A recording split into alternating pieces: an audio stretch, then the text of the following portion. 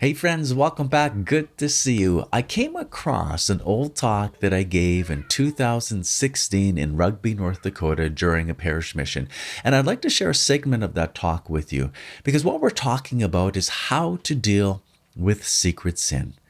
And in fact, I think it's a little bit misleading, the title, because I believe there's no such thing as secret sin. And I'll explain why at the end of this video. But there's nothing that you've done in your life that's going to remain hidden and unknown. And that's true for my life as well. But when we talk about secret sin, what we're really talking about is our attempts to keep things secret. And this has a devastating consequence in our life. And this is what this talk that I'm going to share with you highlights. And at the end of the segment, we'll talk about why nothing can remain secret in our life. I want you to imagine Johnny and Sally, little Sally, growing up on their grandparents' farm. And Johnny one day took out his newest purchase, his slingshot. And he was so excited to try it out. So he went to the edge of the farm, put a pop bottle on top of the fence post, took a couple steps back, reached down, put a rock into his sling, aimed at that pop bottle, missed. Johnny got a little closer, reached down, picked up a rock, put it in a sling, aimed at the pop bottle, missed. Now, Johnny's not only little in stature, but he's also little in patience. And so he's getting a little frustrated because he can't quite seem to hit the mark. So he gets a little closer, puts a rock into the sling, aims at that pop bottle, misses. Now, Johnny is furious because it's right in front of him, yet he's missing. So in anger, he reaches down, picks up another rock, puts it into the sling, pulls it back with all his might, and in anger, lets that rock fly. And that rock flies up over the trees, over the house, and starts coming down by Grandma and Grandpa's barn. And as the rock's coming down by Grandma and Grandpa's barn, Grandma's prize rooster comes around the corner. And the rock and the rooster meet. The rock wins. Johnny sees the rooster way on the other side of the farm, kicking like crazy on the ground because he's hit it in the head, and he doesn't know what to do. He runs all the way across the yard. He gets to the edge of the barn. He looks down. He sees the rooster, and the rooster ain't kicking anymore. It's as dead as a door now, and he doesn't know what to do. So he looks around. His heart is beating. Oh, he's going to get into so much trouble because he's killed Grandma's prize rooster. Then he looks and sees a woodpile. Rooster, woodpile. He has a brilliant idea. He picks up the dead bird, runs over to the woodpile, makes a hole, puts it in, covers it up, and just when he thinks he's gotten away with it, out of nowhere, his sister Sally appears, like a mirroring apparition. She looks at him, doesn't say a word, but stares. And then as she's walking away, over her shoulder says, "Cock-a-doodle-doo," and walks away with attitude. Johnny's heart is pounding. He's going to get into so much trouble. Supper time comes. They're all sitting at the dinner table. Grandma and Sally, Johnny, Grandpa, everyone's having a good time. And Sally is unusually nice to Johnny. And it's killing him. He can't figure out why until the end of supper. Grandma goes to Sally and says, "Sally, would you be able to help me with the dishes after supper?" She looks at Johnny and says, "Actually, Grandma, Johnny would love to help you with the dishes."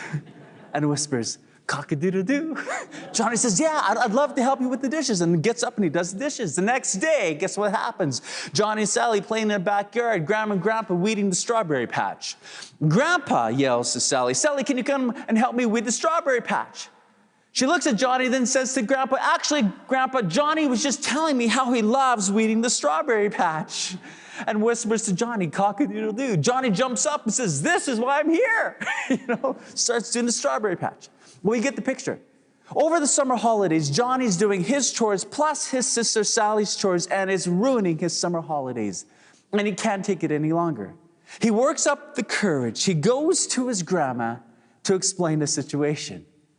And says, "Grandma, you know your prize rooster?" She's like, "The one I love?" "About that. Well, I was playing with my slingshot at the edge of the farm. I shot a rock up into the air. I wasn't even looking where I was shooting. That rock came down by the barn just as your rooster was coming around the corner, and I hit it. And I killed it. And I was afraid of what you would say, so I hid the rooster in the woodpile." And his grandma looks at Johnny and says, "I know. I saw the whole thing from the kitchen window." I was just waiting to see how long you let your sister Sally keep you a slave. Now, my friends, the question is not if Johnny has a rooster in his woodpile. The question is, do we have roosters in ours? What are the roosters? Well, it's our sin. It's our shame. It's our mistakes. It's those times in our life where we fail to hit the mark that God is calling us to live, remember, in communion with our design or in contradiction to our design. When we live in contradiction, shame visits our hearts. And what do? We take those brokennesses and those pieces and we hide in the woodpile. All the while, what happens? The world, the flesh, and the devil come whispering along into our ears those condemning words, cock-a-doodle-doo. And it ruins our summer holiday, our life. And sometimes people live their whole life this way, in guilt, shame, condemnation, missing out on the freedom that God wants to pour into the heart. Why? Because, well, sometimes we don't know the consequence of sin. Really, we haven't articulated it. And other times we're afraid. I think of Adam and Eve in the garden. Because if I look at my life, I don't know about yours, but I have trouble dealing with the roosters. Is anyone like me? I don't like talking about my roosters. I don't like bringing them out. But the only solution for sin is the forgiveness of God. It's the only one. It's not rationalize it away. It's not pretending it's not there. It's not trying to make up for it for a whole bunch of good. Tipping the scales of salvation in our favor. Sometimes we do that. If we do something bad, we'll just be really good. And we'll make up for the mistakes that we've made. And we have trouble just saying, hey, God, will you forgive me? I'm sorry. Here I am. Adam and Eve in the garden, they take the fruit and they fall out of relationship with God. We call it the fall, and it is a fall indeed. For in the garden, before they disobey God, they're enjoying a beautiful relationship with Him. They disobeyed God, took His place, or they tried to, and they fell out of relationship. And it's interesting. The very first thing that Adam and Eve do when they fall out of relationship with God is they try and hide on God. They run, in other words, to the woodpile, except they don't call it the woodpile in Genesis. It's called fig leaves. They run, they cover up, and they hide. Now, what are they trying to do? Well, they're trying to hide on God. Doesn't that strike you as a little bit odd? How can you hide on somebody who's all-powerful, all-knowing, and everywhere? We're talking about God. Incidentally, this is the first recorded case of hide and seek. They're hiding, God is seeking. Because God comes around the corner and says these words, "Where are you?" Pause. Did they successfully hide on God? I mean, God's all powerful, all knowing, and everywhere, and He doesn't know where they are? If that's the case, my friends, the universe is in big trouble. He lost Adam and Eve. Or is there another reason for his question? I think there's another reason. Because every time God asks a question throughout salvation history, it is never for His own benefit, but for the benefit of the person or people He's speaking to. So in this case, it's for the benefit of Adam and Eve who've put themselves in this place of shame and cut themselves off from the very life of God. He calls to them, "Where are you?" Adam responds first. What does he do? He's like, "Wow, the woman that you put me here with God, she deceived me and I ate." Notice that his fingers are at the woman and at God and at everywhere except himself. He fails to take responsibility for his actions. I think he gets frustrated with Adam and he moves on to Eve. What does Eve do? Well, at least she only takes out one finger. The serpent, he deceived me and I ate. But you notice that Adam and Eve failed to take responsibility for the actions that they did. And ever since then, Humanity has had a finger-pointing problem. Do you notice that there's a tendency within our hearts always to blame other people for our actions or our problems? We like to blame the government. We like to blame the neighbor. We like to blame the kids. We like to blame the weather. We like to blame circumstances. But most of the problems in our life have one origin. It's ourselves, just making bad decisions. I know if I look at my life, when things fall apart, it's usually because I had a hand in them. And so we struggle, just like Adam and Eve did, going before God and saying, here I am.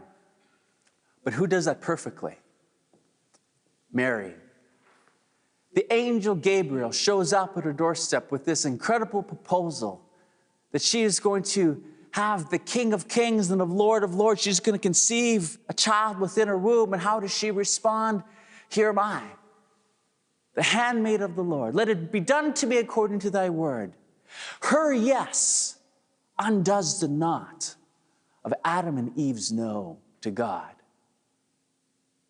And so we struggle, don't we? We struggle with being honest before God, acknowledging really what's in that woodpile. But practically, how do we deal with this?